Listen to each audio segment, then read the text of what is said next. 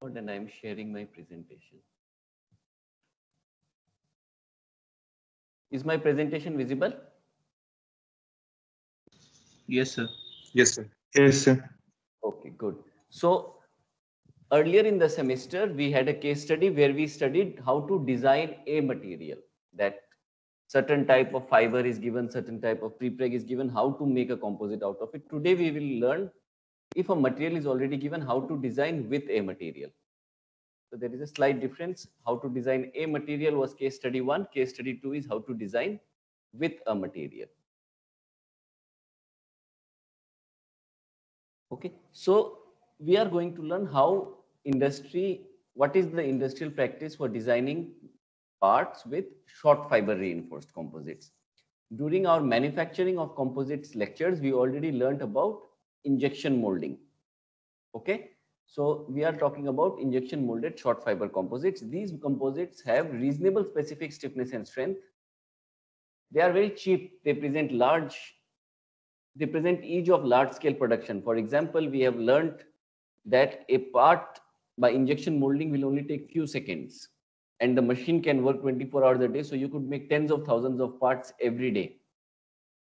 And so automotive sector really likes to use such materials because they are cheap and they can make large number of parts. So some parts that you can make by injection molded is this spare wheel recess.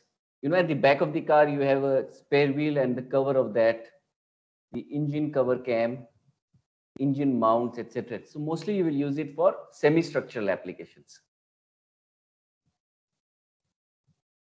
Okay. Now, in this process, as we have already learned, there is a mold which is under large pressure and temperature, and you are injecting liquid matrix, pre-compounded matrix. Pre-compounded matrix means matrix and the fiber is there together. So you inject it, and as the matrix flows, it takes the fiber along with itself. Now, because of this, as the flow of the matrix is different in different points, you will have a problem where there is different fiber orientation in different points. And by now, you also know that the properties of a composite depend on the fiber orientation. They also depend on the fiber length. So what are the different factors on which the fiber orientation is likely to depend upon? They will depend upon the original fiber length. They will depend on the fiber concentration. What percentage of fiber have you put in your pellets? Properties of the matrix, this design of the gate, the temperature and pressure, and the proximity to the wall. So close to the wall, you will have some other fiber orientation. If you have a thick specimen away from the wall, you have some other. So it depends on a large number of factors. And to be able to design parts which are injection molded, somehow you have to account for all of this. You need to be able to understand what the fiber orientation is at every point. So at any given point, the fiber orientation distribution, or FOD, will be affected by two counterbalancing factors. So matrix can flow in two ways. One will be shear flow, the other is extensional flow. Shear flow of the matrix wants to align the fibers in the same direction in which the matrix is flowing. And extensional flow wants to make the fibers perpendicular to the flow of the matrix. So because of this, what is happening is, depending on which flow dominates, you can have a different fiber orientation at different space. Even if you want to, let us say, make a flat plate like this, injection molding, no complex geometry, a flat plate, you will see that at every layer, you will have slightly different fiber orientation. At the top, due to friction with the mold wall, you are going to get random fibers. Come slightly below, the shear flow will start dominating, you will get longitudinal fibers. And at the bottom, you will have extensional flow, which is dominating, so it is fibers are transverse. This is known as the skin core effect. So it also means that even if I make a flat plate, homogeneous geometry, it is in regular geometry, through the thickness, point to point, your properties are going to change. And so if you want to design parts by injection molded short fiber composites, you have to account for this fiber orientation distribution.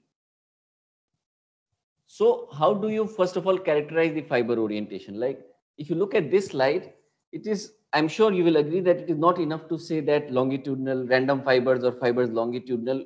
There has to be some way to quantify what the fiber orientation distribution is. So for that, we will use what is known as the second order orientation tensor. So orientation of fiber is characterized by vector P. Okay, so any orientation is characterized by P.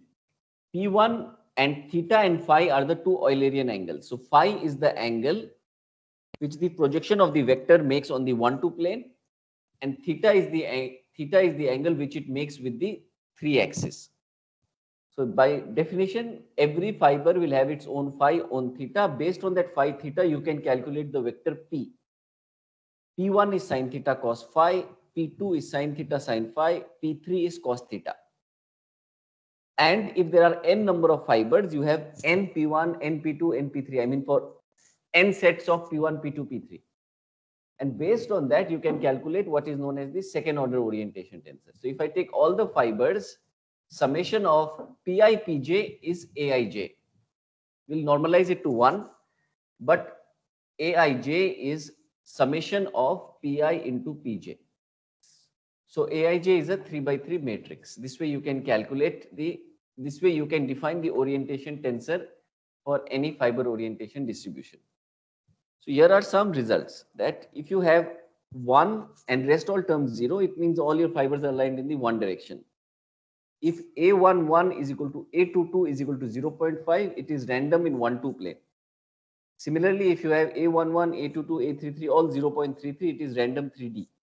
So can you look at the fourth one and guess what orientation does that signify?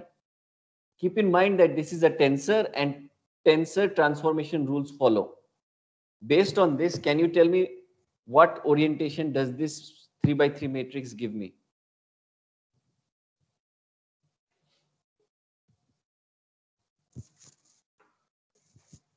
Anybody wants to try? This is a second order tensor. So tensor transformation rules follow.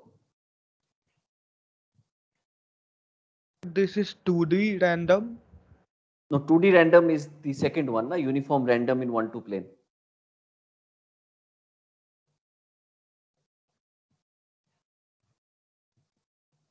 If I take the first matrix, that is 1, 0, 0, transform it by 45 degrees, what am I going to get?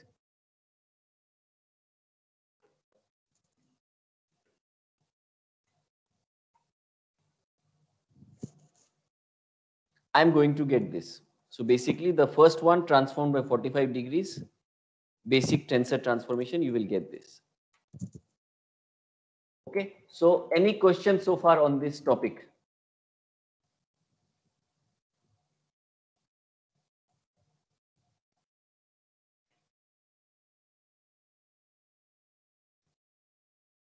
Can I proceed? Is the problem statement clear to everybody? What is the challenge while designing such materials? The challenge is local fiber orientation distribution at every point. So now there are two challenges because of this. First, we have to somehow analytically be able to predict the fiber orientation tensor. And then using the fiber orientation tensor, we somehow able to predict the local stiffness. That is the challenge. Okay, so let's continue our topic. So we have to do two things. One is the manufacturing simulation, the other is the mechanical simulation. So manufacturing simulation, the objective of the manufacturing simulation in the context of injection molding is that the fiber orientation tensor has to be estimated at every point. Okay, and basically you have three factors that you will need to consider. One is the general fluid dynamics of the molten polymer. If it was only a matrix, how would it flow in a cavity under high temperature and pressure? That fluid dynamics you need to know. Next, you need to remember that what is the effect of the polymer on the fibers, because the polymer is carrying the fibers with it. And the third thing you need to account for is that there are two fibers or many fibers. How will two fibers affect each other? For example, if you look at this figure here, I have a mold which is shaped like a nozzle, let us say. Now, these red arrows are showing me how the matrix is expected to flow. Okay. And as it is flowing, you can expect that the fiber distribution will be different in different places. At A, you can expect something else. At B, you can expect something else. At C, you can expect something else. This is just because of this mold geometry. My matrix is going to flow as it would flow through a nozzle. So we want to be able to predict at A, what is the fiber orientation, B, what is the fiber orientation, C, what is the fiber orientation, etc., etc. So to solve this problem, the first thing that we will do is there is what is known as the Jeffreys equation. Jeffreys in the year 1922, sorry, he derived the flow of a single inclusion in a dilute fluid, meaning that imagine that there is a infinite sea of liquid, and in that there is one single inclusion, one single foreigner which is ellipsoidal. How it will flow, he was able to predict. His work was that if I have infinite amount of matrix, one inclusion, and the matrix is flowing or any liquid is flowing, how will my inclusion move? Is it going to, many things can happen. Yes, it can move in the direction in which the liquid is flowing. It could do some rolling. It could do some pitching, and it could also do some yawing. So all three he was able to account for. But his only limitation was that this equation is valid only if you have one inclusion in an infinite sea of matrix. And the input for these models is that you have to you just need function, viscosity, density, etc., which is mostly easily available. But the challenge remains in a composite material. When my volume fraction is significant, then I cannot make the assumption that there is only one fiber in an infinite sea of matrix. So we cannot use this Jeffreys equation directly, because Jeffrey defines dilute as the following. He says that the aspect ratio C should be much less than, no, the concentration C should be much less than D by L square. So if you have aspect ratio 20, the dilute volume fraction is 0.025%. So if you have 0.025% of fiber in your composite material, then you can directly use Jeffreys equation. But obviously that is not true, because typically you will have something about 25-30%. So we cannot use Jeffreys model directly. So what do we do? So we will use what is known as the Folger and Tucker model. Folger and Tucker hypothesized that if you add new fibers,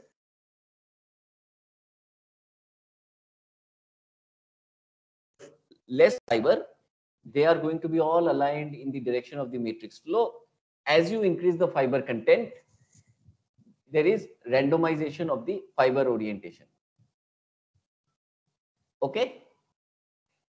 And based on this, they introduce what is known as the interaction coefficient Cij.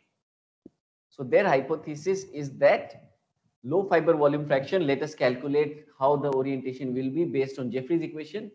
Then on top of that, you will add some interaction coefficient Cij. Based on that, you will get a random distribution, which is perhaps accurate. Now the problem is that Cij is empirical quantity and you cannot determine it experimentally. Folger was the PhD student of Tucker, and his next PhD student was Suresh Advani, who formalized this idea, and he introduced the concept of orientation tensor. And using this Folger, Advani, Tucker model, the calculation of the fiber orientation tensor is done in almost all simulation software. So whenever you hear the word simulation of injection molding, most likely it is the Advani-Tucker model or the Advani-Folger-Tucker model that has been implemented to calculate the fiber orientation distribution at every point. The criticism of this is obviously that this term is empirical and it cannot be experimentally determined. You will get through hit and trial, you will have to understand what the values are. So some experience of the simulator is also important in this. Okay, now if you compare it, so you can injection mold a plate, you can calculate the fiber orientation distribution by advanced imaging techniques. Let's say you cut your sample at multiple places, observe the fiber orientation under a scanning electron microscopy, or do a X-ray tomography or CT scan you can do of your composites. You can calculate the fiber orientation and you can compare it with experiments. You can compare it with the simulation. So in this figure, what you are seeing is that the pink line is the relative, is the measured through experiment. So this is measured. This blue is the simulated using the model that I've just described, and this red is the error. So you will see that more or less the prediction is nice, but using this model, you will over predict the alignment. So usually it is going to be a little bit more random than the model is going to predict. But despite the shortcomings, because it is very easy to implement, and because these errors are less than the errors in the other steps of the simulation, this is the industry standard. This is the simulation technique that is used while talking about injection molded short fiber composites. Okay. So before we go to the next topic, any questions on the manufacturing simulation?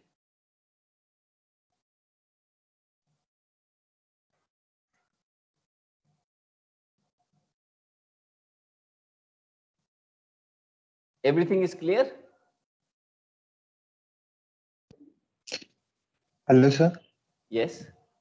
Sir, how are we supposed to calculate Cij from that empirical formula that was given in the chapter? Cij is something that you have to input.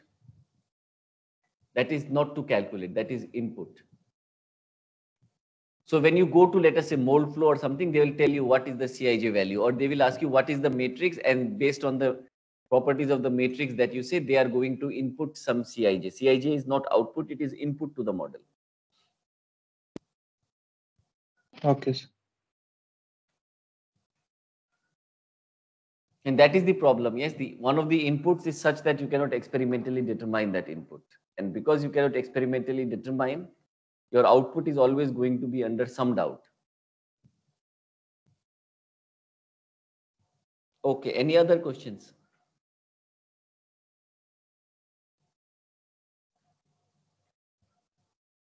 If not, can I go to the next part? That now we know the fiber orientation distribution at every point. Can we calculate the mechanical properties? How to calculate the mechanical properties? That is the next step in our design. So let's go. Okay, so this is basically your simulation framework. So first of all, you will do the manufacturing simulation by the method that I have just described. This has been implemented in most manufacturing simulation software such as Moldflow, Moldex, Sigmasoft, etc. They will give you the detail of orientation at every point. That is the output. Based on the detail of orientation at every point, you have to calculate the equivalent thermal properties or static properties or fatigue properties depending on what you want to do, which in turn is fed to the FE solver to do your design. So let us see how these static properties are calculated. Yeah, and there are other softwares there are a number of softwares which can read the detail of orientation at every point and give you the static properties. For example, Digimat, and there is one by Part Engineering software name is Converse. And they will link, so these softwares, Digimat and Part Engineering, calculate the static properties at every point and also feed it to the FE solver. And of course, you can use any FE solver that you like. It could be Abacus, ANSYS, LMS, Sumtech, etc., etc. And important task is to map the mesh. Map the mesh means that the meshing in your manufacturing simulation and FE solver must be the same. Otherwise, the properties that you have calculated will not be put correctly. So you want the local stiffness to be correct. Because of that, the meshing between the manufacturing and the FE simulation must be mapped. Okay, is this clear?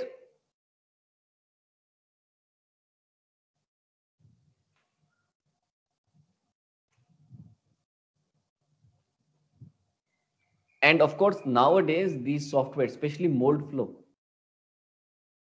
especially mold flow, has started to give you what Digimat and part engineering can do, mold flow can also do. So mold flow and in fact all other manufacturing simulation software are aggressively trying to delete the use of these softwares, Digimat and part engineering, so that manufacturing simulation will calculate detail of orientation at every point and also calculate the effective properties at every point, so that you can directly go to the FE solver. And what is the mathematics behind how the effective properties are calculated? Let us look. So Digimat converts, in fact, even mold flow. They use what is known as the Mori-Tanaka formulation. And they use specifically the pseudo-grain discretized version of the Mori-Tanaka formulation. So what is the Mori-Tanaka formulation? Let us try to understand. So first of all, we have what is known as the Eshelby solution. Eshelby was an English mathematician. He wrote a paper in the 1950s. His paper is probably in the top 10 most cited paper of all time in the field of mechanics. What is the problem he tried to solve? He tried to solve this problem. He said that imagine that you have one inclusion in the infinite sea of matrix and you apply some strain to your matrix. What is the extra strain in the inclusion? If I only have an infinite sea of matrix and I apply some far field strain E infinity, at everywhere I am going to get E infinity strain. Okay? But Eshelby said that if I include one inclusion in my infinite sea of matrix, then there will be extra strain in that local region. What is that extra eigenstrain? That is the problem that Eshelby was trying to solve. So he is actually trying to solve a problem which is analogous to the Jeffreys equation. Infinite sea of matrix, one inclusion. Jeffrey studied how it will flow. Eshelby studied what will be the strain inside that one inclusion. To solve that, Eshelby found out what is known as the Eshelby tensor. Eshelby tensor is denoted by the letter S. Eshelby tensor into the far field strain gives you the eigenstrain. And using this formula that he has derived, you can calculate that if my far field strain to the matrix is E infinity, what is the strain inside my inclusion? Okay. Once again, he has only solved it for one inclusion in an infinite sea of matrix. If it was a real composite like this, then his model will not work. Just like Jeffrey's equation is not working for real composites, Eshelby's solution does not work for composite, but it is a good starting point.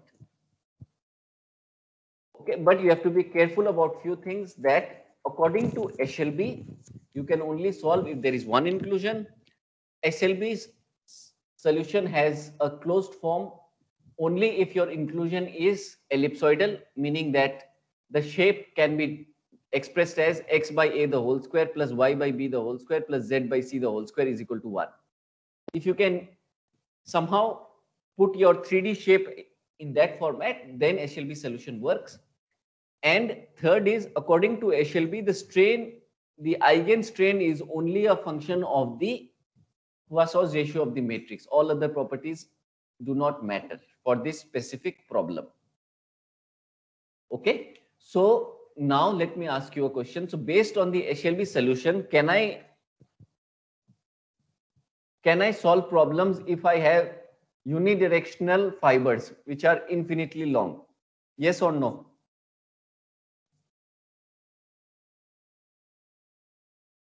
Or in other words, can a cylinder be expressed as a ellipsoid?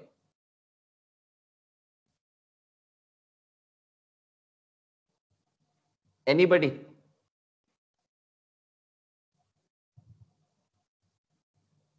This is not a mechanics of composites question. This is a basic mathematics question. If I have a cylinder, can I express the cylinder using the same equation as an ellipsoid?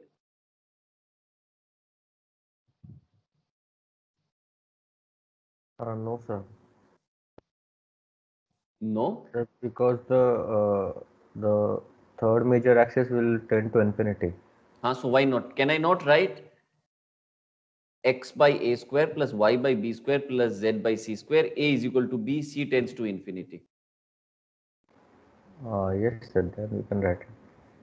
So we can solve for unidirectional composites.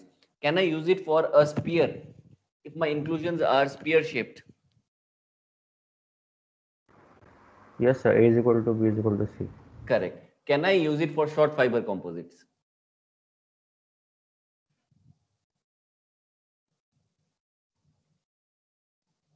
I will model them as prolate ellipsoids. A is equal to B less than C. Yes, sir. Can I use it for inclusions where my fiber is in the shape of a coin? Yes, sir. Again, the C tends to infinity. C tends to 0. A is equal to B, C tends to 0.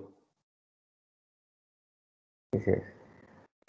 So it is actually very versatile. That's why this solution is very popular. It's easy to implement. It's very versatile. I mean, ellipsoid equation is very general. X by A plus Y by X by A square plus Y by B square plus Z by C square is 1 is very general. You can include a large number of shapes. Okay. Now the problem is that we have solved this first equation. If there was one inclusion in an infinite sea of matrix, what is the strain inside this one inclusion? We can use SLB solution. But a real life composite material is going to be more like the figure at the bottom. Okay. Even if I calculate the SLB tensor for every fiber, how can I calculate the effective properties? For this we will use what is known as the mean field homogenization. So if you recall, the school of thought and the progression in the mechanical modeling is the same as the manufacturing simulation. First solve for one fiber in an infinite sea of matrix and then somehow try to account for the fiber-fiber interactions. So to solve this, to go from the next step from the SLB solution, there were two Japanese researchers, Mori and Tanaka, in the year 1970s. They introduced the concept of the mean field assumption and the image strain. According to them, if there is only one fiber in an infinite sea of matrix, it is going to get some strain. But if there are other fibers, this value of the strain in the inclusion is going to increase. This second term is known as the image strain. Image strain is the extra strain that an inclusion receives due to interaction with other inclusions. Clear? Think about it, read that what I have written and make sure you understand what is image strain. Image strain is the additional strain that an inclusion receives due to interaction with other inclusions. If there was only one inclusion in an infinite sea of matrix, we get the strain in that inclusion based on the SLB solution, which is something like this. Okay. Now, this second term, which is that the extra strain that an inclusion alpha is getting due to the presence of other inclusion. That's why I've done beta is equal to 1 to m. M is the number of inclusions. Beta not equal to alpha is the image strain. And in the mean field assumption, we are saying that image strain is same everywhere and we will take its mean value. So all inclusions are affected by all other inclusions in exactly the same way. This is known as the mean field assumption. Okay. Are both of these concepts clear? What is image strain? What is mean field assumption?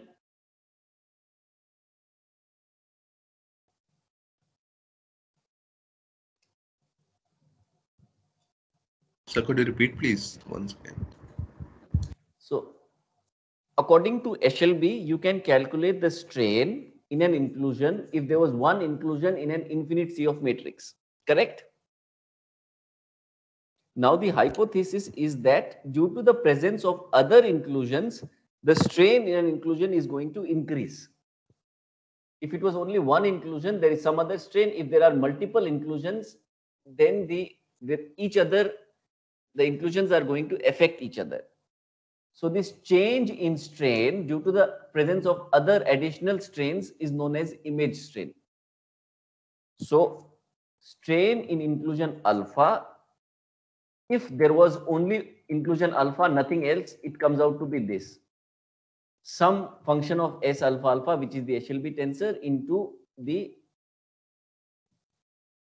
into some eigenstrength. Okay, but if I have other inclusions which are there, then I have to add some extra term. This extra term is your image strain. Image strain is this extra strain that an inclusion will get if due to the presence of other inclusions. Clear? Sir, is it due to the collisions between them or some other Not reason? collisions. No, not collisions. They are actually, they are suffering from, I mean, they are permanently set. It's a composite material. So actually, good question. So let me try to answer this. Okay. So imagine that I only have this matrix, no inclusion. Then I have same strain field everywhere. Let that strain field be by white. Now in the same matrix, let's put A inclusion. Okay. Now near the inclusion in the matrix, there is going to be some strain which will reduce as I go away from the inclusion surface. So as I go away, this strain is reducing, but due to the fact that there is some modulus mismatch and there is some misfitting inclusion that has taken place, so there is going to be some strain field. That strain field is highest at the surface of the inclusion, and as you go away, that strain reduces. So remember, in our mechanics of micromechanics also, we have solved a similar problem where there is a matrix and a circular hole. At the region where the circular fiber ends and matrix starts, there was high stress and strain. And as I went away from the fiber, the matrix strain was reducing. Remember? Yes, sir. So similarly, in this inclusion also, now if I have a second inclusion, let's put it in some other color. Now if I have a second inclusion here, this second inclusion is already in a place where there was some extra strain due to the presence of the first inclusion, correct?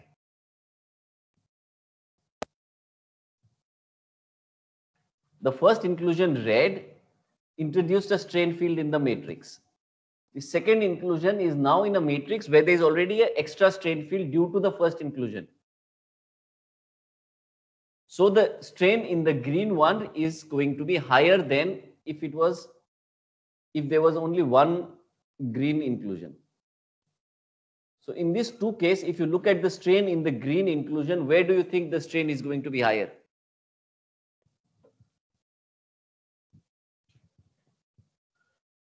Case A or case B?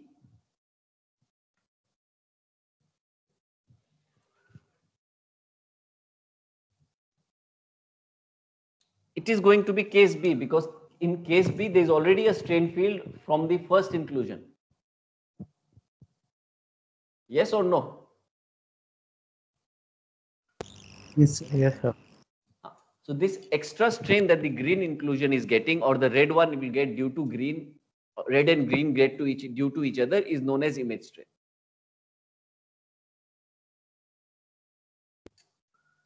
Understood, sir. And the mean field assumption is that this image strain, we will only take the mean value. It is same everywhere. It means that all inclusions affect each other equally. It doesn't matter if two inclusions are close and the interactions might be more profound, or if they are far away and they might be more dilute. We don't think about these things. All inclusions, they affect each other in the same manner. Based on this, you can use the Mori-Tanaka formulation. I'm only showing you the end results, but this is how you can calculate the effective property. You have to calculate the Eshelby tensor for the individual inclusions. Step 1. Step 1, you will calculate the Eshelby tensor for individual inclusions.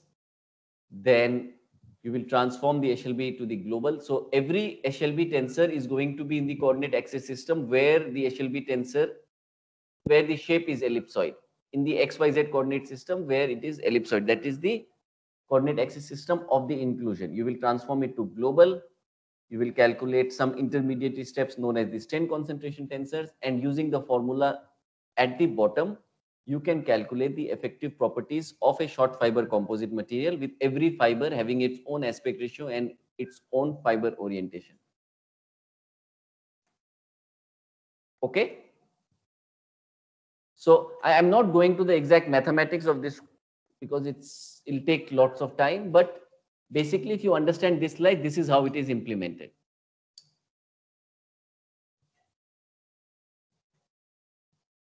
So now based on this, because of the mean field assumption, the stiffness of a composite, according to this theory, does not depend on inclusion size. It only depends on the inclusion geometry.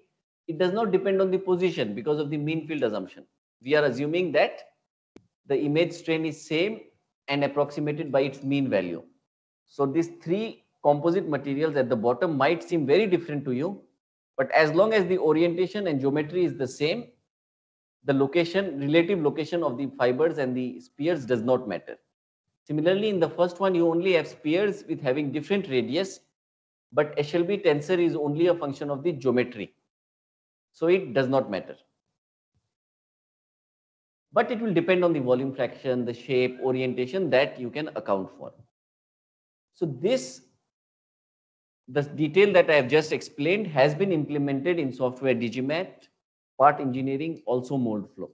This is how they will calculate the effective properties. Basically, this slide has been implemented in each of these three softwares.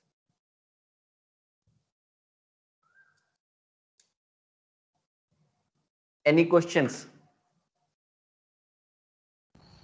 Sir, Yes. after that mean field assumption that S alpha alpha is equals to S alpha beta, that is also there. Yes. Okay. S alpha beta is equal to S beta alpha. It will be equal to, sir, it will be equal to S alpha alpha also. S alpha alpha is 0 and inclusion cannot give image strain to itself. Beta is 1 to M, but beta cannot be equal to alpha.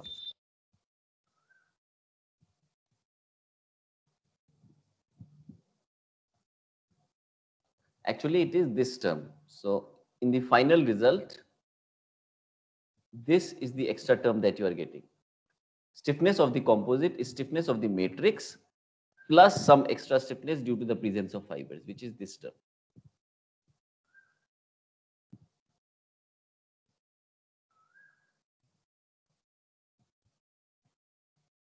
Okay, you can also interpret, so the strain concentration tensor A alpha is actually relating the strain that you apply to the strain in the inclusion. So if you have applied strain epsilon infinity, A alpha into epsilon infinity is equal to epsilon alpha, the strain in the inclusion. Okay, and A m alpha is the dilute strain concentration tensor. Dilute means if there was only one inclusion, then what is the strain in that one inclusion? That is by this A alpha m. A alpha m into applied strain is strain in the inclusion if there was only one inclusion. A alpha into applied strain epsilon infinity is equal to epsilon alpha when there is more than one inclusion. And this second term that you are seeing here, this is actually the image strain contribution. That due to the presence of other inclusions, beta is 1 to m. What is the strain that it is? What is the extra strain in the inclusion alpha?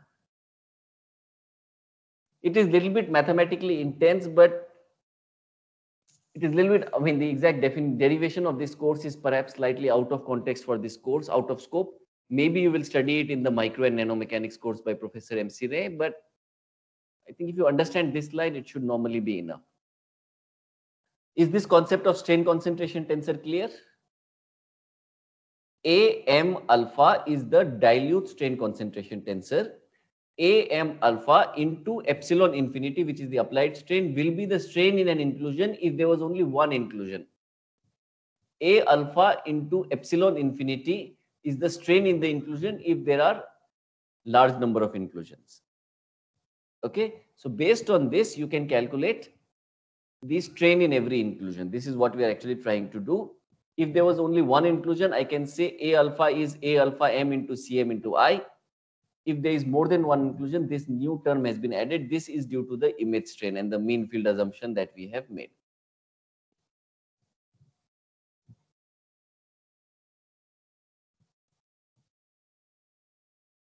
Okay, any questions?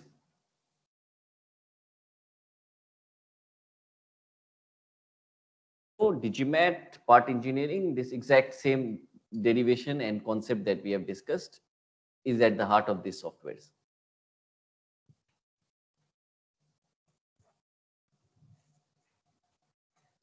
Can I go forward or any other question?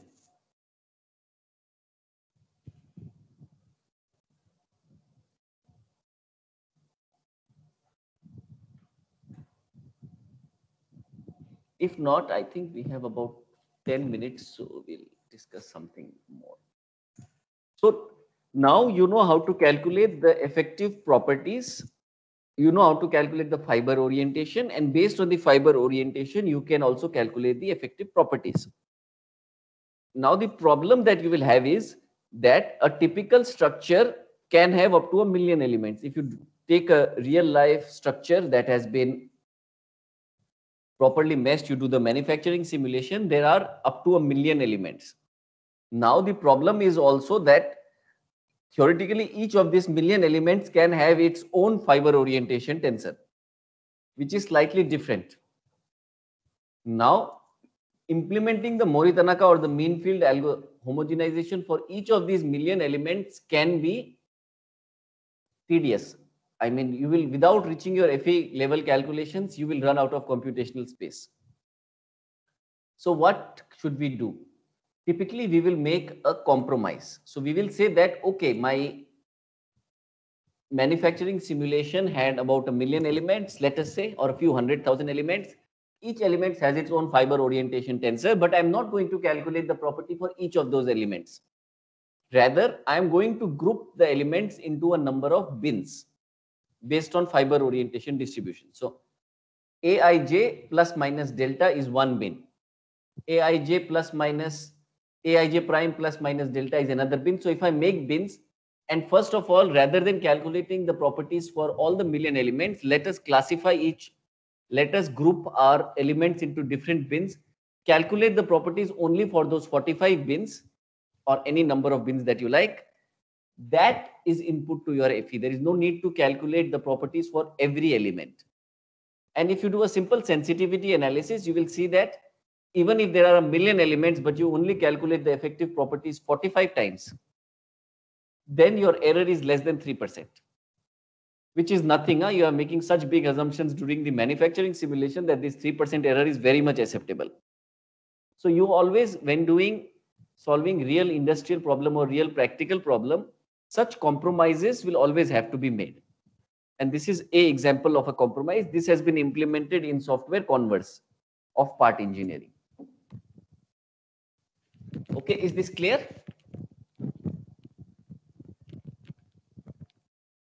Is the problem statement and the solution clear?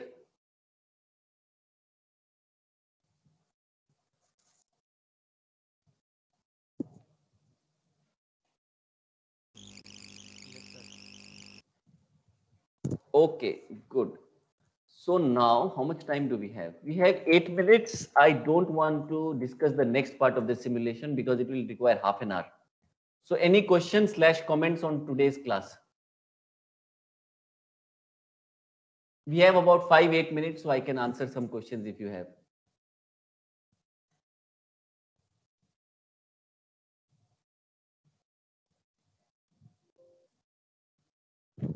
Anything?